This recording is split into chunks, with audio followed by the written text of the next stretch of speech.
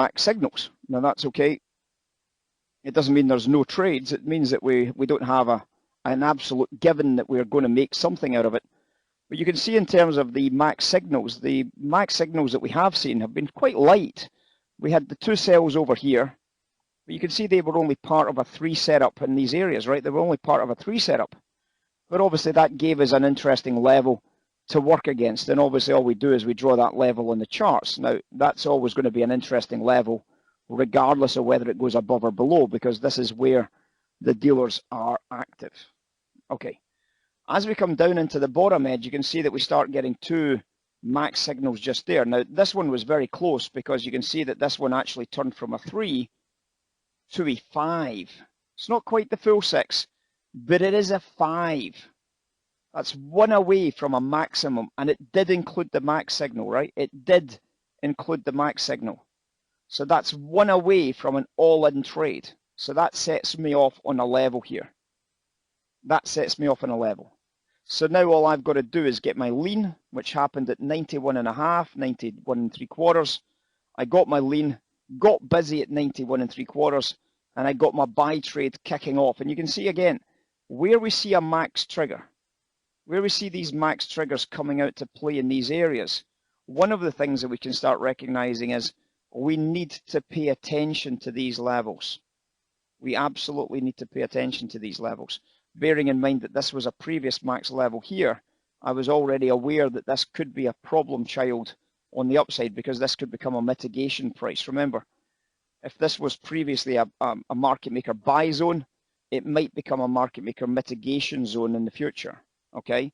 So that's what we've always got to remember. If this was a market maker's buy zone and the price drops, this becomes a possible market maker mitigation zone, which is at 60s. And obviously that's one of the reasons why we've seen the price getting jammed in here and not quite making it through that mitigation price.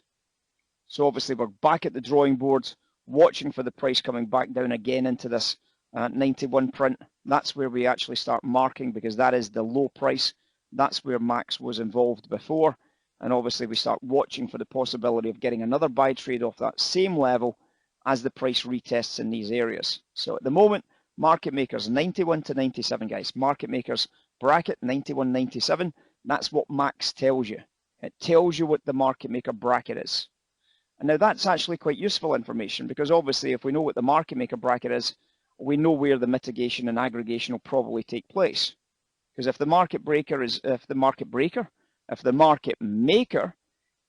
at the top edge here was originally 96, and then we started to see the market maker coming in around about the 0203 area, then of course the bracket is about 6 points, isn't it? 6 points. So obviously that means that around about the 7s, 8s is where the next bracket will form. So we can actually start recognizing the concept that these brackets become very, very, very, very powerful. Did anybody just buy some 90s? 91s, 92s again, guys? I told you it's a very, very important level. I'm just taking my profits again into the aggregation zone, into the possible mitigation zone. Whatever zone it is, I'm taking a little bit of profit. Yes?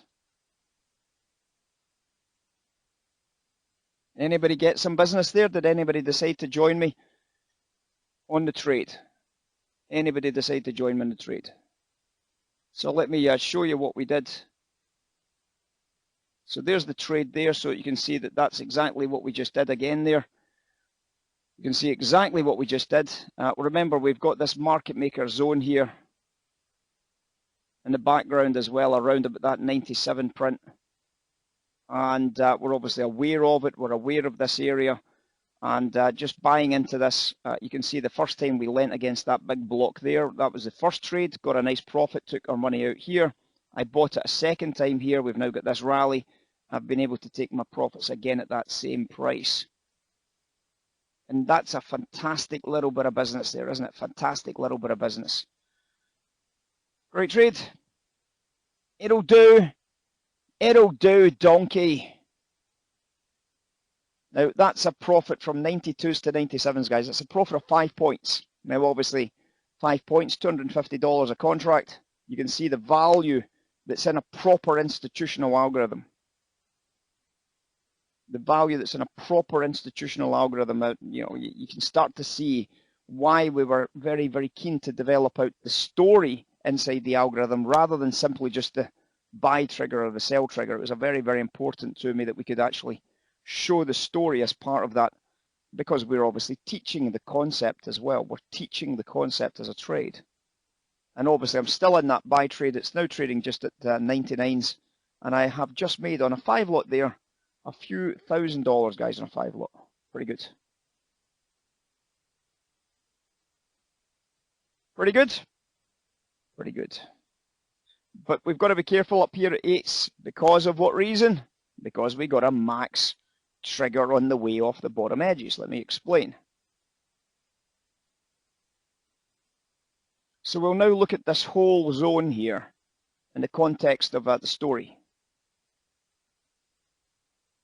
Okay, so we're now looking at the whole zone here in the context of the whole story here. So where was the max trades that we can actually identify? Well, the max trades we can identify was that trade there.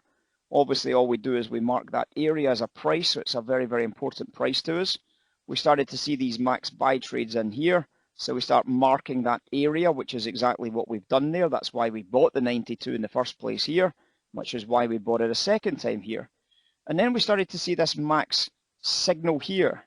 It was a 4-candle, 4-light max, and obviously that gave us an idea that into this high price was probably a walk-away trade. And that's exactly what just happened. Into that high price was a walk-away trade. And down the price dropped.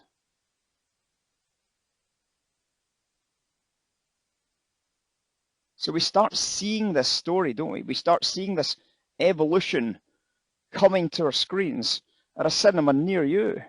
We start seeing that evolution.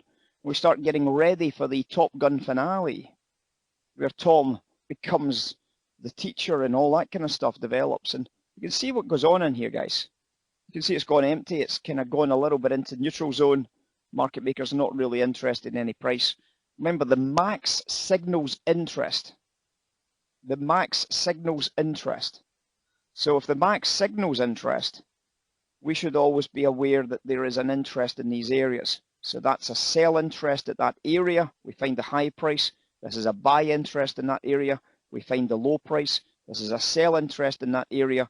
We find the high price. What happened every time we went into those interesting areas? Well, once we've got that sell interest, there's a sell. Once we've got that buy interest coming into the charts there was a buy, and obviously there was a buy there. When we've got that sell interest, there's a high, there's a possible sell. So you get to see that this is something that we can actually take onto our screens. This is something we can actually start using as part of that trade narrative.